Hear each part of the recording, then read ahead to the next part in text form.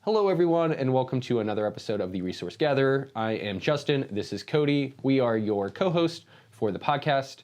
As always, we're going to go ahead and discuss a few things up front.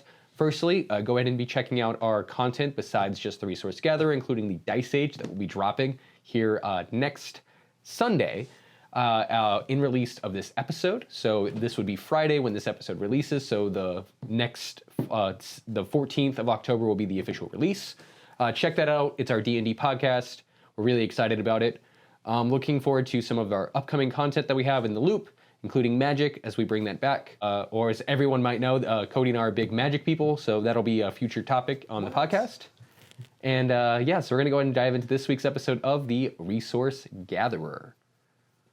So, in honor of one of our favorite American holidays, or at least mine specifically, I can't speak for Cody, Halloween is coming up, and so we wanted to talk about that as our next topic for the show. So with that in mind, Cody, when you think of Halloween, what is the one thing you think of first? Candy corn. Candy corn. Okay, why candy corn specifically? Because unlike all them haters out there, I think it's delicious. Interesting. Yeah, I could, candy corn is such like a unique flavor. You either love it or hate it. It's very grainy for those who haven't had it before, if you live in a different country. Very, very sweet, but it does, in fact, in spite of its very, very flavorful flavor, whatever. You're a hater, aren't you? I'm not the biggest fan.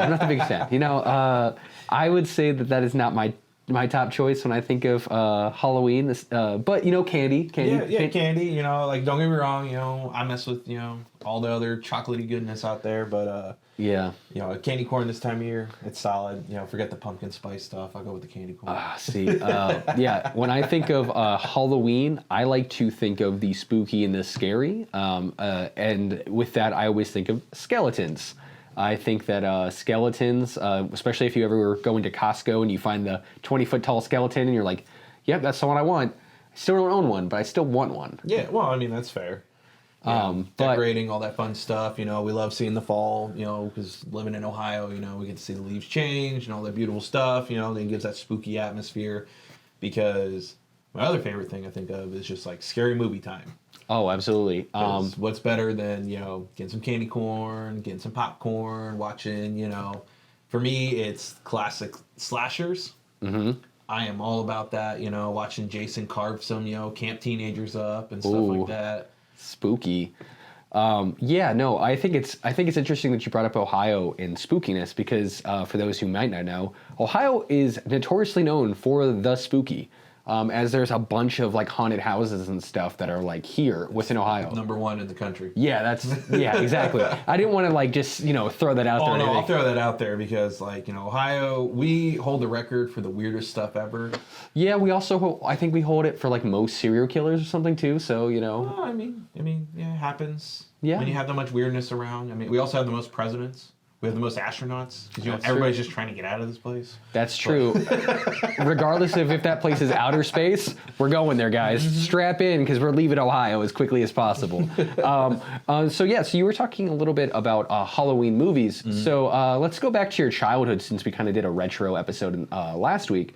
What was your favorite childhood scary movie or Halloween movie?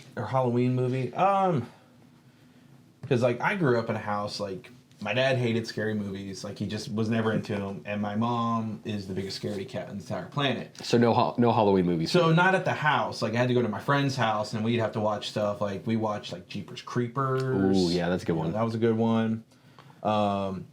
We always thought that the scariest super baddie in all of them, your big ones are you got Freddy Krueger, you got Jason, you got all those big guys. But the scariest one to us was always Mike Myers.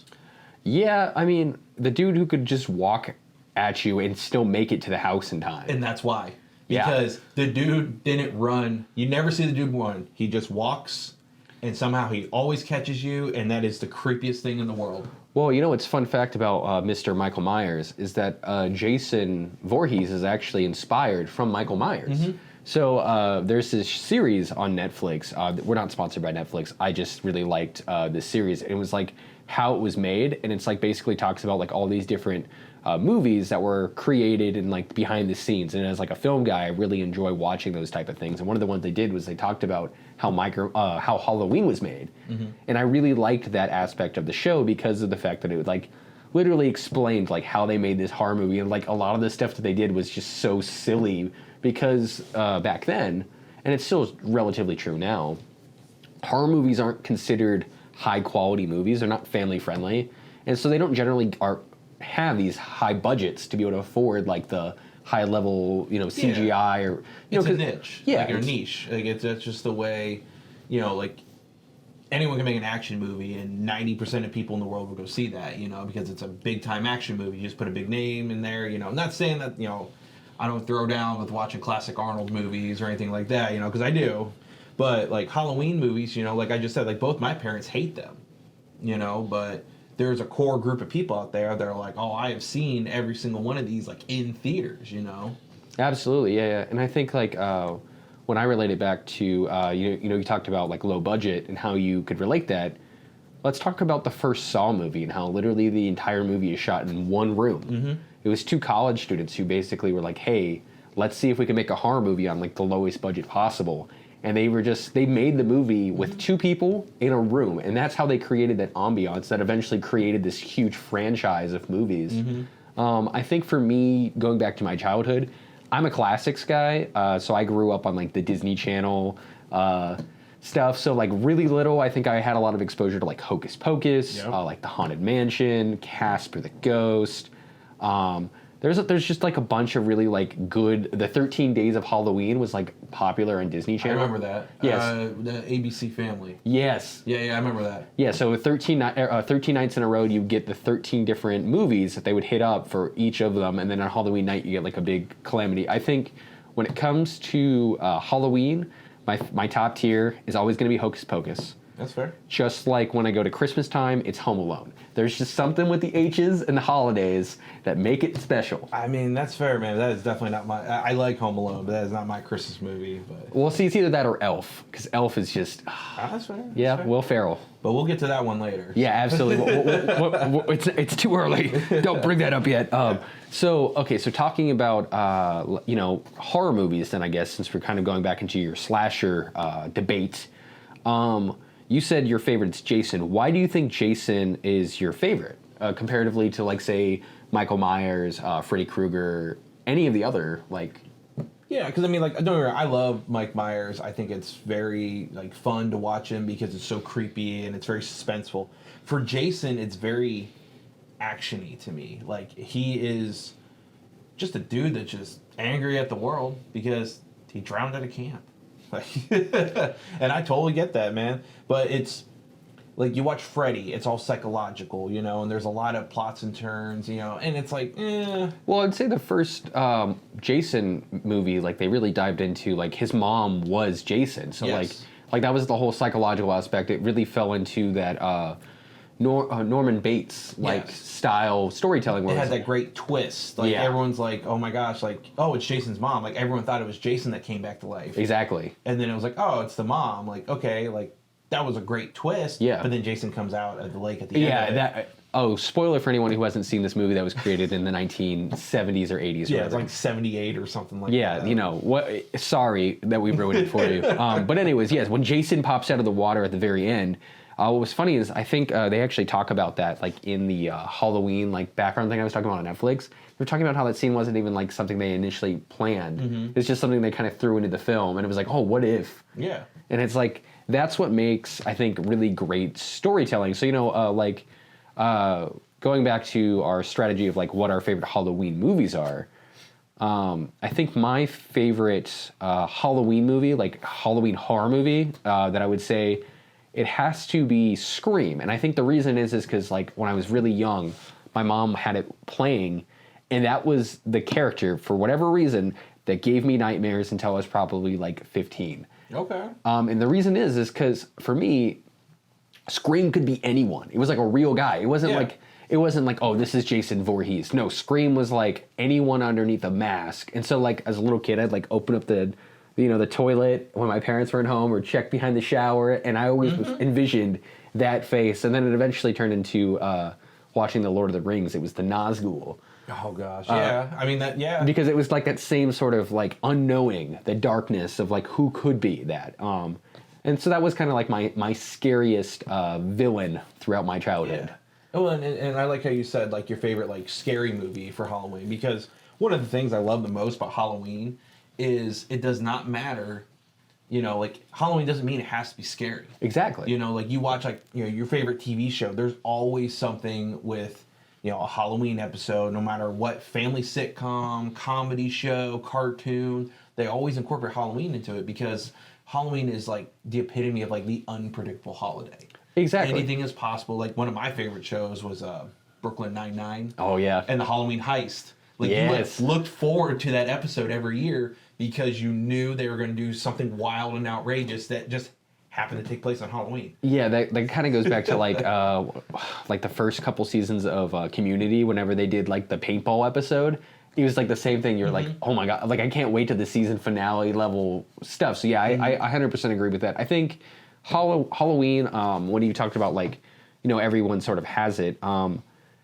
I think one of the more interesting like Halloween specials, I just rewatched it, came from the Batman. Yeah. Where they did Solomon Grundy, and they did like Grundy Day, and it's like that's like the lore behind Batman of like Grundy Day is Halloween, and so every year you have to worry about Grundy coming up and beating the crap out of you.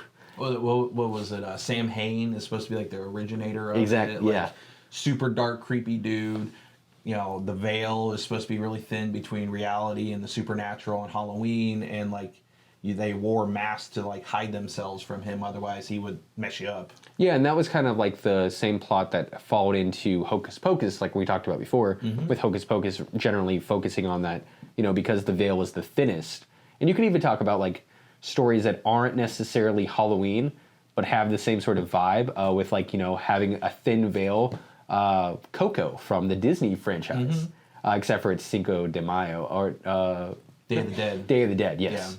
Yeah. Which is, I think, right around the same time frame as... It's November 5th? Yes. No, October. Whatever day it was, it's right in the fall. It's close. It's right around that same time frame. So it's interesting that's sort of like how different cultures celebrate Halloween, right? Like because of our sort of European sort of foundage here with the United States, we followed more of the pagan traditional style of Beggar's Night, which is where it sort of originates. And sort of that, going out and begging people for supplies and then sort of bringing them back. And the masks themselves are supposed to represent disguising yourself as an evil spirit, so that way you could protect yourself from the evil spirits through this thin layered veil. And that was the whole concept. Then, obviously it got hallmarked up a little bit. What? No. Yeah, they wanted money. And that's where candy came into play, right? Yeah, oh, yeah. Well, candy is supposed to be the symbolism of, like, offerings to, like, the high-level gods and different things like that. Like, it's supposed to be there to appease them, which is now turned into kids getting free candy because let's just jack them up all in sugar, they have a crash, and they go to bed early. Absolutely, yeah, and I think it's interesting how different people look at this time of year, this harvest season, and sort of diverge into like the different ways that we approach it or look at this holiday. So definitely interesting to think about. So going back to sort of our slasher style movies, so we have seen it, but if we were to put all of the big name slashers into a movie together. Obviously, the movie I'm referring to is Freddy vs. Jason. But imagine they had like Chucky, they had Michael Myers, they had like all the big names all together. Who do you think comes out on top? Ooh, who would come out on top? I mean, like Michael Myers just never seems to die, and the crazy part is he's like allegedly human. Like he's just supposed to be straight up human. He's just a guy in a mask that's just on a mission. I don't know, man. Like, Chucky's a doll. He's just creepy, but like he's been burned. But I mean, you put him in a box, he's done. Like I don't know, man. Like there's some bad mamma jammas out there. Like yeah. Okay, so we'll just do it with the top 5, right? So we'll go with Chucky. We'll go with the Chainsaw Massacre. Oh, that dude was bad too. We'll go with Michael Myers. Yeah. We'll go Freddy, and then we'll go Jason. I mean, out of that list, I put Jason at the top because he is immortal. Yeah, so Jason Voorhees is in fact immortal, though technically so is Freddy Krueger. Because at the end of Freddy versus Jason, Freddy winks.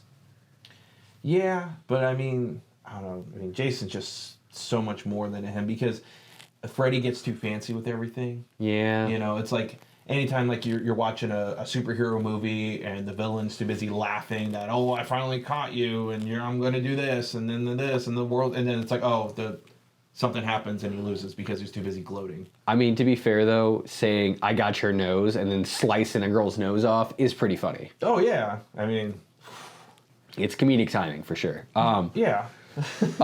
Yeah, I don't know. So I think, I mean, because, like, Chucky, again, because technically all 5 of those characters have died and, you know, come back a billion times. Oh, yeah. I mean, like, look at Jason X. It's supposed to take place, like, in almost, like, 2050 or something like that. Yeah. And yeah, they're in space, and then he gets like a massive like biological upgrade and everything. Like, that movie was wild.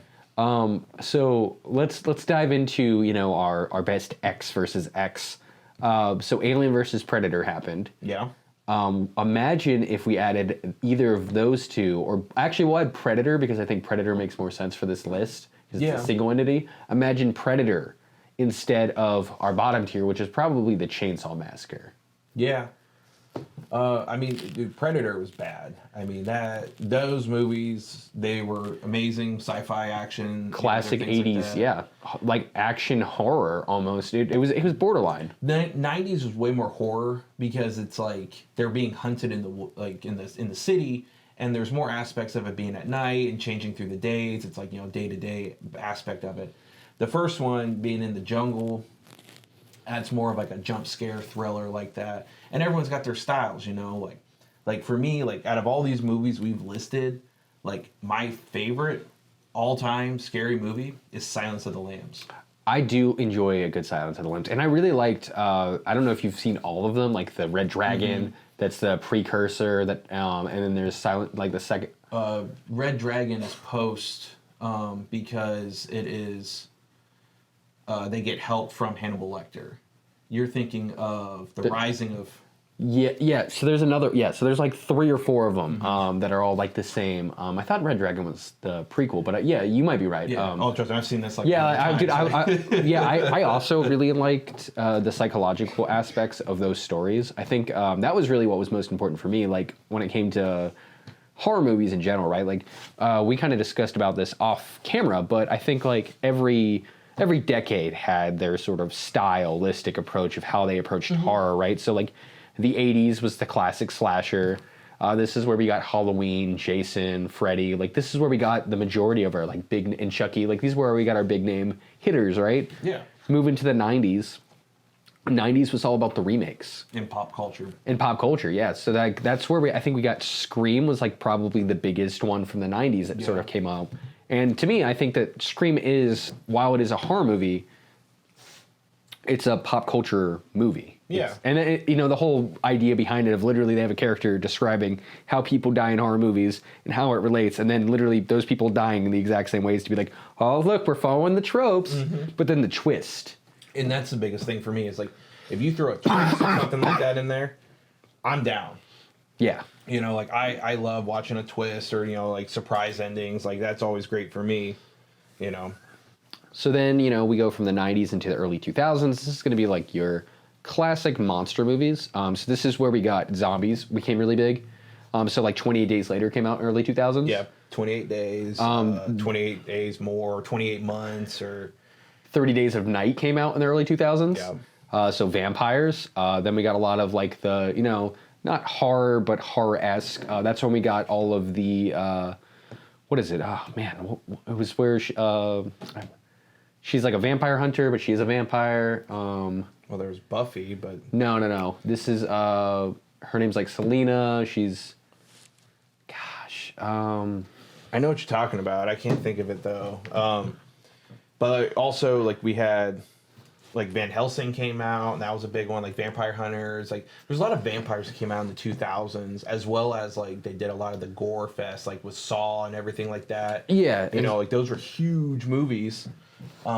Because and like we talked about, like horror movies being low budget. You know, they did the whole movie in one little room. Yeah. And then at the end of it, for my favorite part, the twist, when that dude that's like supposedly dead in the middle just stands up, everyone's like, what? Yeah. Like front row seats, man. Like you watched everything happen over there. Yeah, and that was basically how they were like, hey, there's more to this story. And, you know, as the Saw story really is an interesting one because, you know, while we've talked about low budget films like Halloween having like a low budget or whatever, nothing compares to the low budget that Saw had.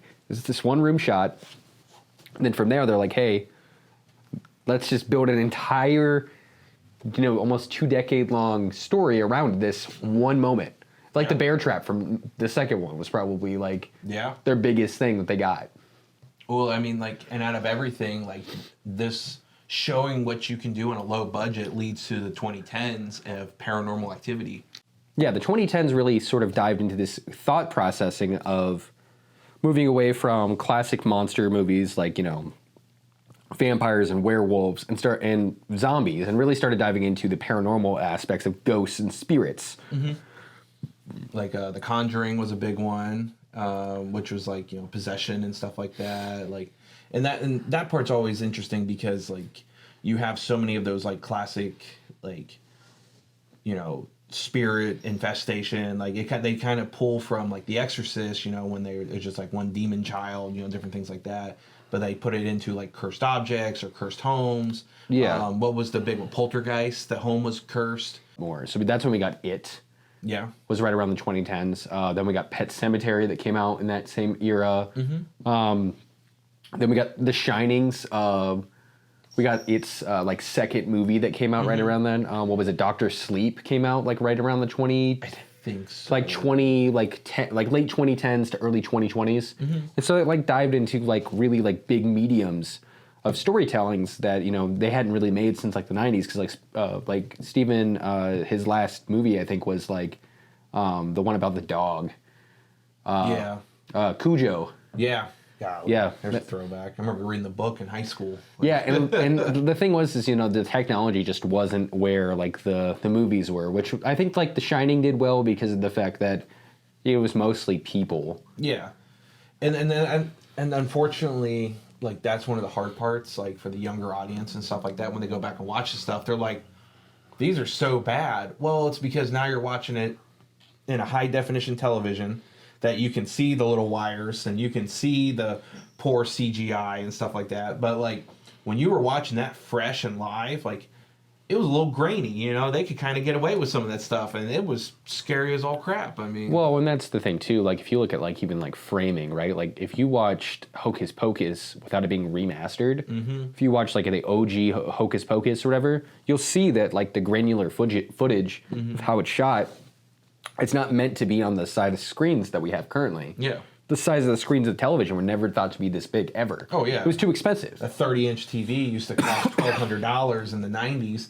and $1,200 in the 90s was equivalent of like $5,000 in today's standards. Like, Something along those lines. I don't know. I'm not a math guy. oh, no, trust me. Like, I go back and I look at stuff like, what was it? Remember that 70s show? Yeah, They yeah. talk about getting a microwave. Oh, yeah. And I called my mom. I'm like, Mom, was this really that big a deal? And she's like, Cody, in 1977, a microwave cost $500. Yeah, that's wild. I mean, but think about like home computers and stuff back then too. Oh, Like nobody had a home computer. I mean, like not until the 90s. not until the 90s, and you know that was dial-up internet. Like, you know, if you had 8 bits of RAM, like that was like huge. So now that we're kind of we've moved past the 2010s and we're moving into the 2020s. What movies, like horror movies or Halloween movies, are you really looking forward to that are coming out in the next foreseeable future? I mean, like they keep doing remakes and stuff like that, which I enjoy. Like what? And we'll even what's go the to one TV with, shows.